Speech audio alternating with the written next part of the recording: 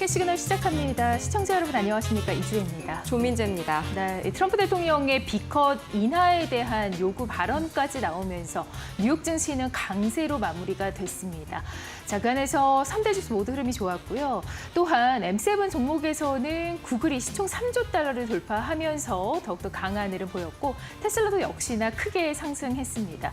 이 가운데 엔비디아가 하락하는 모습 보였는데요. 또 관련 이슈 잠시 후에 자세히 살펴보도록 하겠습니다. 네, FOMC를 앞두고 금리 인하 기대감이 커지는 와중에 밤사이에는 또 미중 무역 협상에 대해서 상당히 또 좋은 분위기가 연출이 됐습니다. 이 때문에 전반적으로 증시에 우호적인 그런 상황들이 형성이 많이 됐는데요. 지금 바로 3대 지수 흐름부터 살펴보시죠. 이 미중 무역 협상에서 생각보다 순탄한 흐름들이 나오고요. 또 이어서 구글이 4%대, 테슬라가 종가 기준으로 3% 중반대 상승 보였습니다. 이 때문에 이 나스닥과 S&P 500이 신고가 장중 랠리를 펼쳤는데요. 이 다우지수는 0.1%가량 올랐고요. 나스닥 지수가 약 1%가량 올랐습니다. 0.94% 장중 신고가 다시 한번 기록했다는 점 다시 한번 체크해 보시면 좋을 것 같고요. 또 이어서 S&P 500 역시 0.5% 상승하면서 6,600선을 돌파했습니다. 마찬가지로 사상 최고치를 기록했는데 밤사이에도 이 모건 스탠리 또 이어서 RBC 캐피털 마켓까지 내년 이 S&P 500에 대한 목표가 상향이 잇따르고 있습니다. 이 내년 중반까지 약 7,100에서 7,200포인트가량 도달할 것이다라는 전망이 이 두 증권사에서 공통적으로 나왔고요. 밤사이에 시장의 이 투심을 우호적으로 만들었던 가장 첫 번째 이슈는 이 미국과 중국 간의 마드리드 고위급 회담이었습니다. 이 상당히 여러 가지로 좋은 이야기들이 나왔는데 가장 핵심적인 이야기는 바로 이 스콧 베센트 재무장관과 중국 허리펑 부총리 입에서 동시에 틱톡의 매각에 대한 기본 합의, 프레임워크에 도달했다, 매각이 거의 눈앞에 있다라는 발언이 나온 점입니다. 이 생각을 해보자면요. 틱톡은 미국에서 상당히 인기가 많죠. 그런데 문제는 모 회사가 중국의 바이트댄스입니다. 이것 때문에 개인정보 탈취 등을 이유로 이 미국 내에서 상당히 안보적인 위협이 크다, 이런 지적들이 제기가 됐는데요. 이것 때문에 바이트댄스가 미국 내 기업에게 이 경영권을 매각하지 않으면, 기업을 팔지 않으면 미국 내 틱톡 서비스를 금지하는 틱톡 금지 법안이 작년 4월 제정된 점 기억이 나실 겁니다. 이 월스트리트 저널 그리고 CNN 등에 따르면 현재로서 가장 인수 가능성이 높은 건 바로 오라클인데 덕분에 오라클이 장중 5%대 강세 보였고요. 또 트럼프 대통령이 SNS를 통해서 이번 주 금요일 시진핑 주석과 직접 통화할 예정이다라고 밝히면서 상당히 이번 회담이 잘 진행이 됐다, 성공적이었다라고 평가를 했습니다. 여기에 더해서 알파벳과 또 테슬라 역시 강세를 보여줬는데요. 알파벳은 드디어 이 시총 3조 달러 클럽에 가입을 했습니다. 이 최근 몇 달간 AI와 더해서 이 유럽연합의 반독점 우려로 굉장히 하락세를 보이다가 9월 2일이었죠. 반독점 소송에서 크롬을 매각할 필요가 없다라는 판결이 나오면서 급등세를 이어갔습니다. 또 밤사이에는 주가가 사상 최고치, 그러니까 251달러까지 도달했는데요. 이 시티의 목표가 상향 조정 225달러에서 280달러의 이 목표가 상향 조정이 있었고요. 또 영국 티사이드의 데이터 센터 건설을 논의 중이라는 소식까지 다시 한번 기대감 불러 모았습니다. 또 이어서 테슬라가 다시 한번 큰 폭으로 올랐는데요. 이 전전 거래일에 6%, 전 거래일에 7%, 오늘도 추가적으로 3%대 강세 보였습니다. 이 테슬라는 일론 머스크 CEO가 10억 달러 규모의 자사주 매입을 공시했습니다. 이 때문에 장 초반부터 굉장히 강하게 움직였는데 사상 최대 규모의 내부자 매입일 뿐만 아니라 이 때문에 장중 한때 6%대 급등하면서 올해 주가가 플러스로 전환이 됐습니다. 거기에 더해서 어제 이제 주말 사이에 나온 소식이 독일에서 3, 4분기 생산량을 늘릴 것이다라는 공장장의 인터뷰 메시지까지 제가 전해드렸었는데요. 마찬가지로 주가를 크게 끌어올렸지만 장 후반 들어서 이 CFRA의 투자 의견 하향 소식이 나오면서 약간의 상승분을 반납했습니다. 중립에서 매도로 투자 의견을 바꾸는 모습이 나타났고요. 이어서 중국 정부가 이 엔비디아와 일부 미국 반도체 기업을 대상으로 조사에 착수했다. 특히나 엔비디아를 대상으로는 이 반덤핑 조사에 착수했다는 소식 어제 전해드렸습니다. 거기에 대해서 엔비디아가 답변을 내놨는데요. 이 수출 통제가 상업시장 경쟁에 미치는 영향에 대해서 평가기관과 협력 중이고 또 지금은 중국의 반독점법을 전적으로 잘 지키고 있다면서 준수하고 있다면서 반박을 내놓자 장 후반 들어서 약간의 되돌림이 나왔습니다. 또 거기에 더해서 이 엔비디아와 코어위브 간의 클라우드 계약이 63억 달러로 평가됐다는 소식까지 다시 한번 이 엔비디아의 주가에 활력을 불어 넣었지만 안타깝게도 약보합에 마무리가 됐습니다. 그럼 밤사이에 시장 돈들 흐름 바로 보시죠. 계속해서 M7들 오늘은 전반적으로 좋은 흐름 보였는데요. 확실히 이 엔비디아 약간의 약보합을 제외한다면 전 종목이 약 M7이 1%대에서 4%대 강세 보였습니다. 가장 눈에 띄는 건 역시나 이 구글입니다. 4.34% 큰 폭으로 뛰어 올랐고요. 이 구글 덕분에 계속해서 AI 관련해서 이 광고 시장에 활기가 불어넣어지고 있습니다. 이 때문에 메타도 1.2% 올라섰고요. 또 이어서 테슬라도 3.6%, 좀 전에 말씀드린 자사주 이슈 매입까지 계속해서 테슬라의 주가에 활기 불어넣고 있습니다. 또 이어서 아마존이 1.45% 뛰어 올랐는데요. 장 후반 들어서 이 챔피언스 리그 중계에 증강 현실을 도입하겠다라는 소식이 들려오면서 주가가 한층 더 끌어올려졌습니다. 이번 주 UEFA 챔피언스 리그 1라운드 이 토트넘과 비아레알 간의 경기에서 처음으로 적용이 된다고 하고요.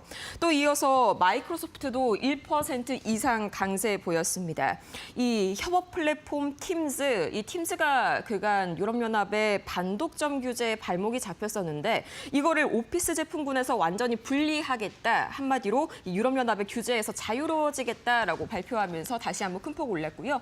애플도 마찬가지로 1%대 매수세 다시 한번 들어왔습니다. 이 반면에 제약주들이 계속해서 아쉬운 흐름 보여주고 있는데 밤사이에 노보노디스크 개별 이슈가 있었습니다.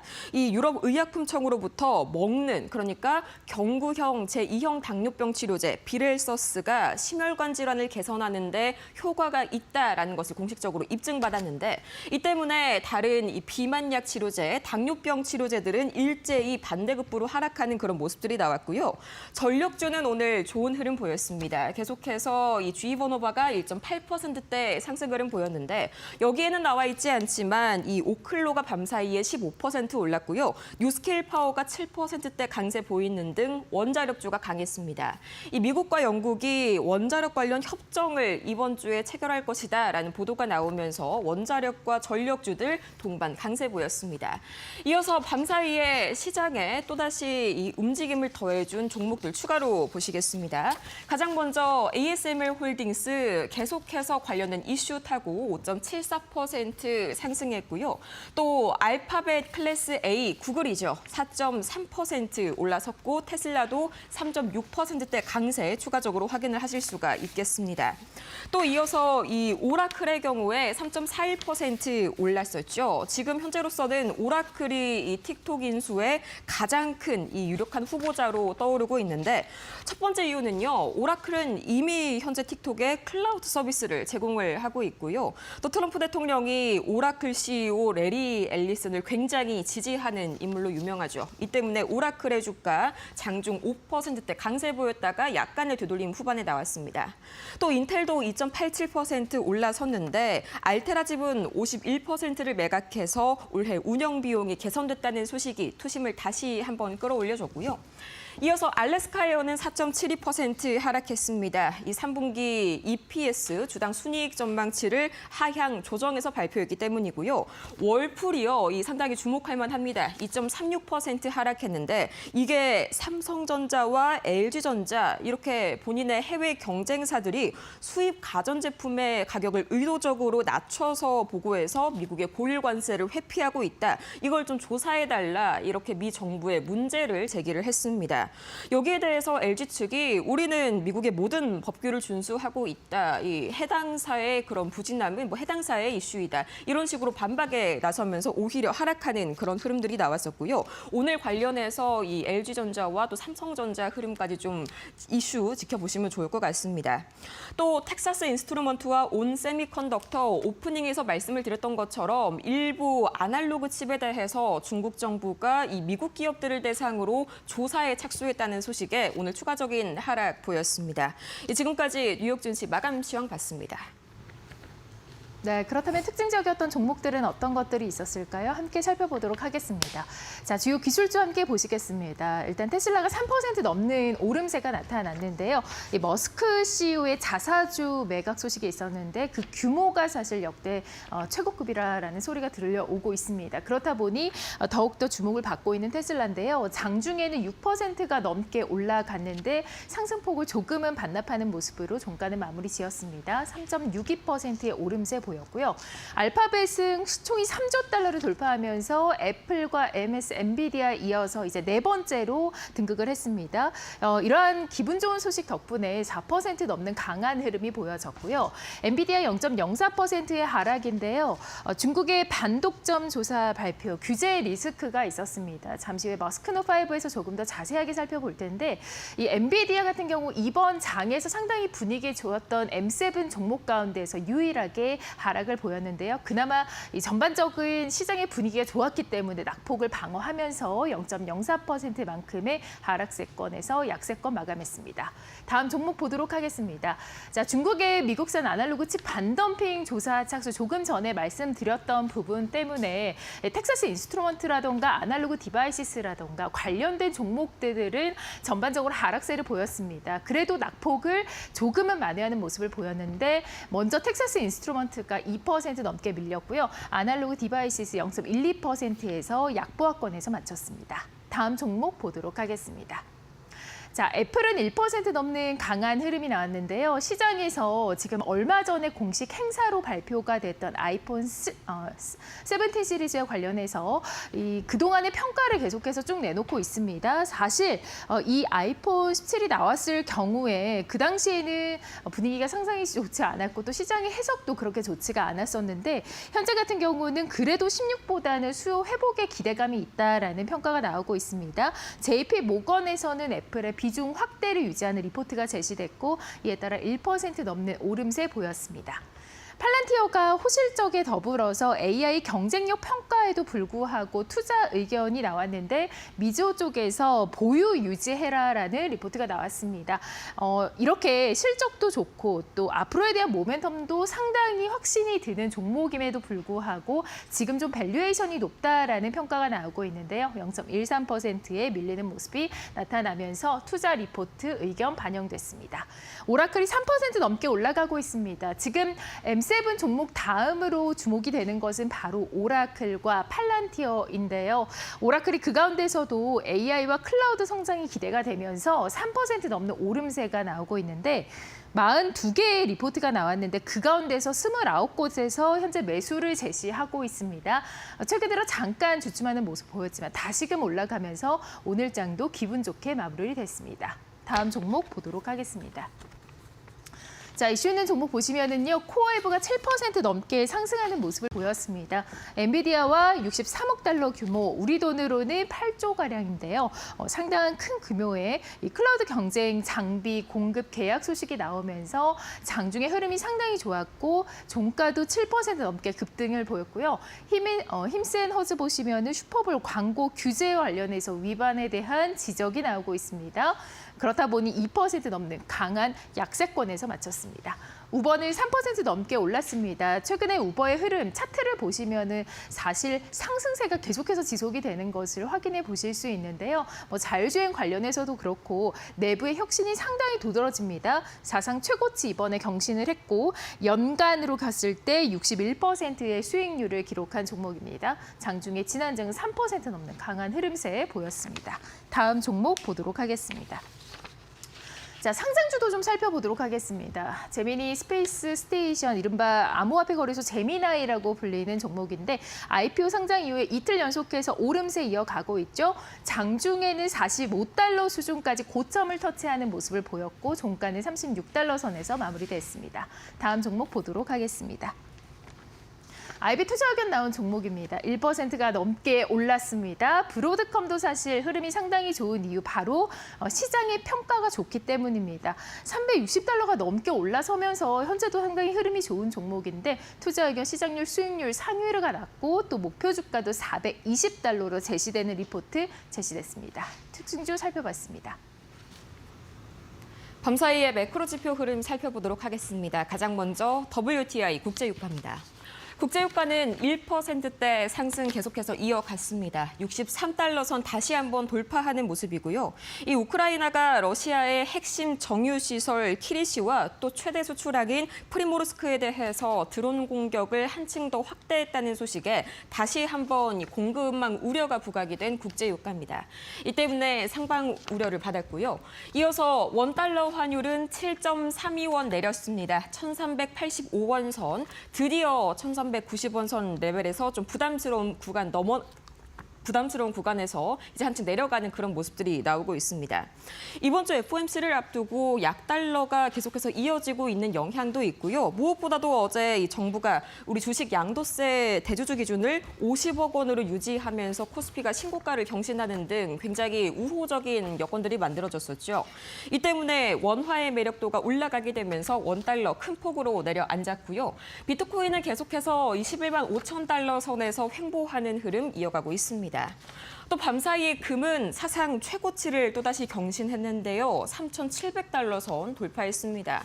계속해서 1%대 강세를 연달아서 좀 이어가고 있는 금인데 우선은 어제 중국 경제 지표가 좀 상당히 부진했고 잠시 후에 보시겠지만 이 미국의 경제 지표도 좀 부진하게 나왔습니다. 이 때문에 안전자산에 대한 선호 심리도 확산이 됐고요. 거기에 더해서 약달러까지 밤사이에 트럼프 대통령이 이제 50bp 인하를 계속해서 연준에 촉구하는 그런 발언을 했는데 여기에 금리 인하 기대감이 커지면서 이 금 가격 상승했습니다.